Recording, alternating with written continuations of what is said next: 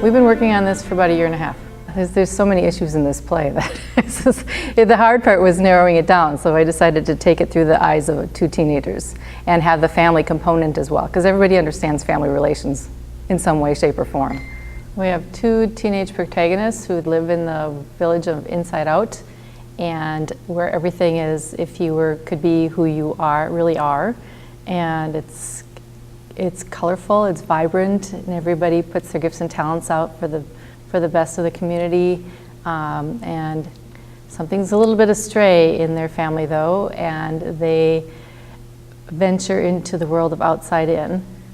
Outside In is based on our real world, where when you're constantly bombarded with negative messages on a daily basis from everywhere, the media, society, gender expectations, family expectations, goes on and on. How do you maintain your self-worth in the world and even figure out who you are, what your gifts and talents are, and put them out there?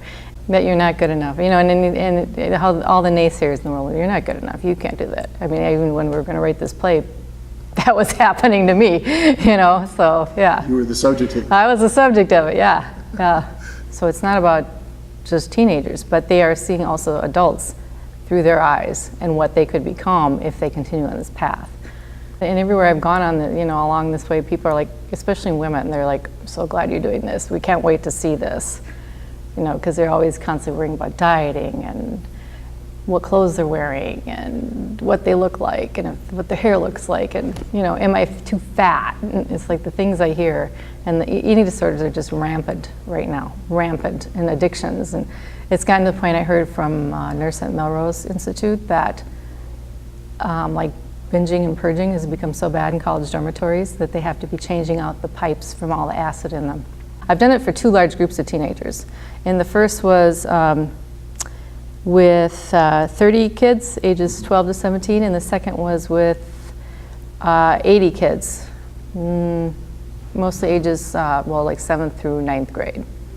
And I asked these kids this, and they're all squirrely and giggling, a bunch of 9th graders. There's some boys over there, like big boys, and, in their baseball uniforms and stuff. And I said, well, how do you know when what you're doing is what you're good at? Or, oh, well, one says, well, we like to do it. And the other one goes, this big kid with the baseball, because you feel it right here.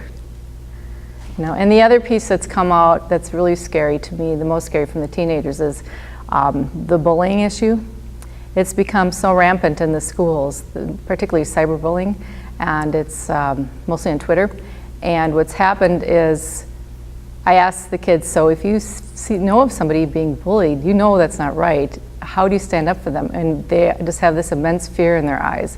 They're saying, we can't, because then we know we're the next one targeted. And interestingly enough, I put that out on Facebook, like, what do we do about this? And then the adults are commenting like, well, it's not just the teenagers, it's happening with the adults too. And they all know that these bullies are kids that are insecure themselves. Unfortunately, those kids grow up to be adults that are also act the same way. It's been chaotic and messy and fun. We've been laughing really hard sometimes to the point I have to make myself stop because I have to keep moving it forward. But yeah, I have a zany group that they're very inventive and they're not afraid to play, and they bonded pretty quickly. So the youngest is 16, oldest is 65. There's a couple that are early 50s. The rest are 22 to 30. And they have to be able to move physically really well because they create most of the set. They also have to be able to act. Some of them have to be able to sing as well because they're doing a lot of the vocalization. And in auditions, they had to be quite inventive because that's one of the reasons they got cast, because we're creating the movement as an ensemble.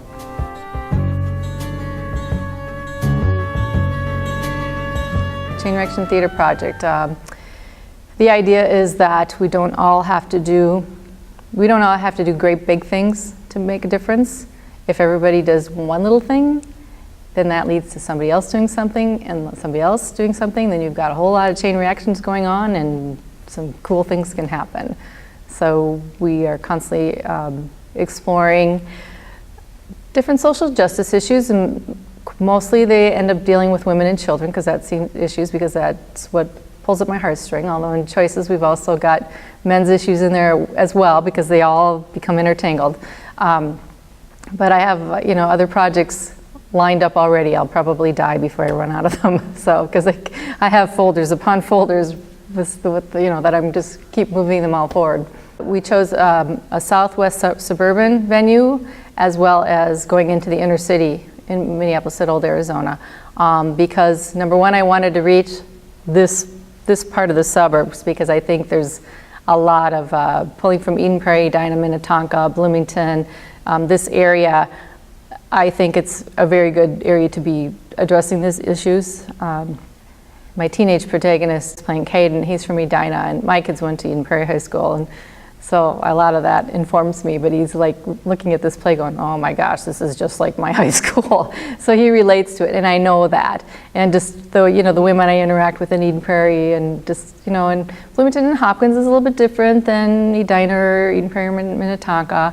But then all the issues in the play do not just pertain to one particular place. We also I'm taking it into the inner city to get that into the metro area. But also we're going to be partnering or trying to get in the girls from the Girls Best program that were there for 20 years, where they learn the arts, learn how to do work a business. They ran a flower shop there.